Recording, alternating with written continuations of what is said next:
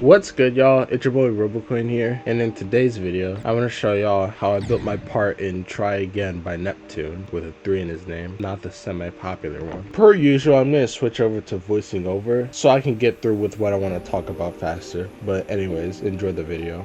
First up, let's talk about the level. Try Again by Neptune is an upcoming insane to extreme demon that's just themed around rainbow glow design. That's it. The song is called Try Again by an artist called Yusao. Sorry if I butchered that. And the inspirations for the collab is basically eye candy and using a lot of colors. The host of the level goes by Neptune, a self-proclaimed GD enthusiast, and he invited me to the collab, and I said yes, even though the best rainbow glow design I've made before this wasn't really that good. But I'm already in a handful of other collab parts, so I guess it's worth trying it out and improving. Here's the gameplay I was given before I decorated it.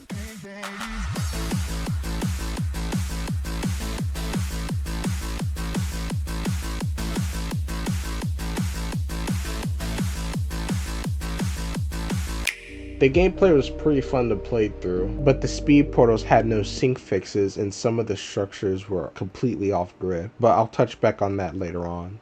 Alright, now it's time to talk about the decoration. Yes, I decided to switch back to the editor. I'm just gonna try freestyling through the rest of this video. For my colors, I didn't know how to put every single color into a block design, so I decided the whole part would just switch through a whole bunch of colors with my pulses. I have 4 pulse triggers down there: red, green, blue, and purple, and they take turns pulsing throughout the entire part. But you probably already noticed the spawn triggers that activate them. I beg your pardon? Yeah, the reason I didn't just manually place them around the level like normal is because if we take off preview mode, you can see that the gameplay creator placed a bunch of speed portals throughout the entire part with no sync fix. That means you can enter these speed portals any way you want, and this would eventually just cause all of my pulses to just become desynced. But a spawn loop won't become desynced as long as it's near perfect, and they've been doing fine ever since. As for editor layers, it looks like my blue memories habit has transferred, layering every single one as I'm about to use them. Well, not every single one, because I kind of gave up midway. I don't really think this is needed for me anymore since I know how I build, but we'll see. For block designs, I went through a few test designs that looked pretty similar, but just didn't satisfy me for some reason. Don't ask me why, I forgot. But after finishing my part in Packed by SpecDex, thanks to some feedback by Lenzillium, I later came up with this design right here. Has my usual glow work, has quite a lot of squares, triangles, and constellation looking circles to cover the whole design. Fill it all up, pause.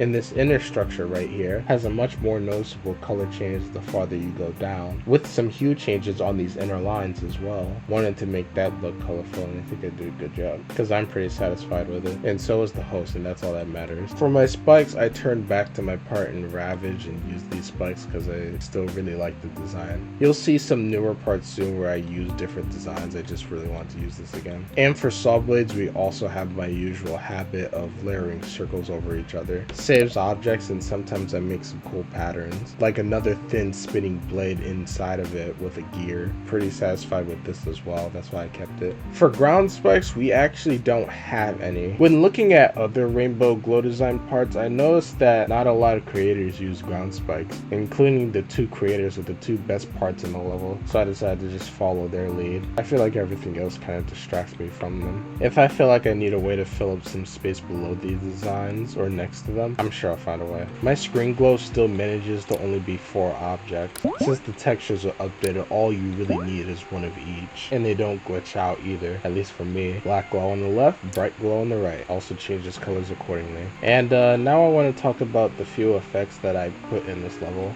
I'm pretty proud of those as well, but they did take me a while to build. First up, we got these moving lines that you see above everything. Move really fast to the left across your screen. Keeps going throughout the entire part. I feel like it adds some intensity. This was inspired by Xena, because I either didn't remember or know about this effect at all until I saw one of his more recent parts output on screen, and I thought it would fit here, and the host agrees. What I'm especially proud of is this collision trigger setup that I have right here. I made it to where no matter how fast it's going, it always keeps looping back and forth to where you'll never notice. And I only used 20 objects total for this effect, so I'm pretty proud of it. Saved what could have took me hundreds of objects. Next up, we have 2 glow beams that shoot up and down down across your screen to make the whole part kind of light up for a second, fade, and then do the same thing over and over again. I can't remember what level I saw this from, and I'm sure if I find that level, I'll credit them eventually. Hosts like that too, that's why I got to stay. The next effect we got right here are these glow beams. They also shoot across the level, especially when the song goes sort of an sound. Look at this.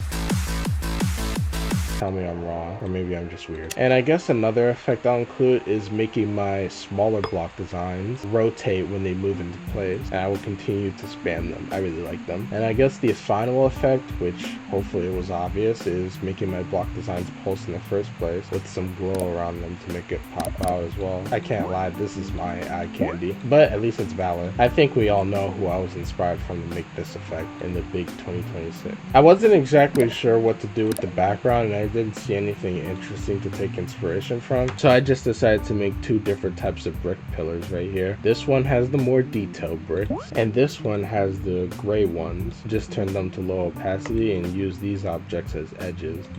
I don't know what they're called, but at least you see where they are. Does the job. For my air deco and indicators, I basically put two circles and some rotating squares. Whether you make them small, remove the arrow entirely for the portals, or just add a circle over them for the orbs. I don't know where I was going with that. I think they look cool though. I did forget to mention these glow beams that also move across the level. Couldn't think of what else to add in the background, so I just settled with those.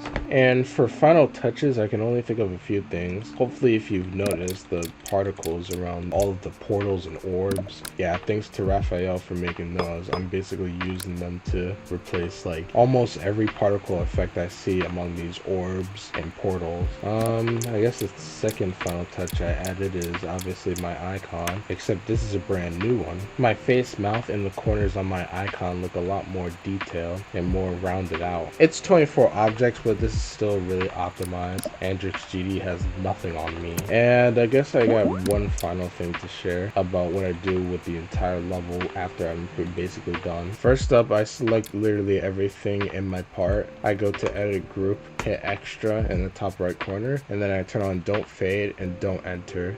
It stops the objects from quickly fading in as if they were invisible in the corners of your screen, and it makes the whole level sight readable to me. Then I turn on no glow, so it gets rid of that tiny annoying white glow that you see on the edges of your block designs, saws, spikes, and all that. Just all the solid stuff, I guess. Then I take all the block designs, spikes, saws, and anything I made move, and then I take basically anything that moves in the level, which is essentially my block design, spikes, and saw blades again. Sometimes my portals, and then I turn on no touch and passable. That way the hitboxes are just non-existent, but you still have the original layout to land on. No hitboxes means less lag, and in case I made an error with a move, these decorated structures won't affect you at all, just the original layout. Plus there's a bug that I found where not having no touch and passable on any object I have rotate just causes it to rotate back to its original position for some reason. I don't know why, but that's my fix.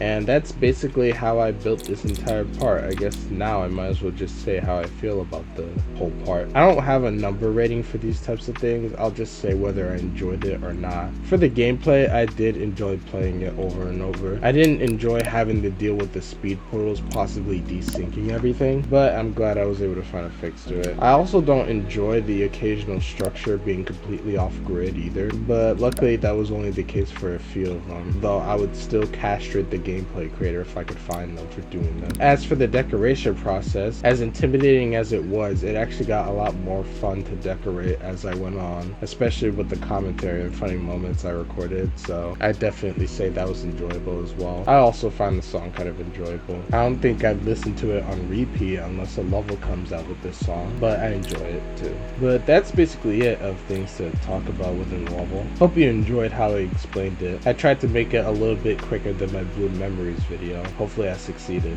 And I got more commentary videos and funny moments videos coming soon. But with that being said, I will see y'all in the next video.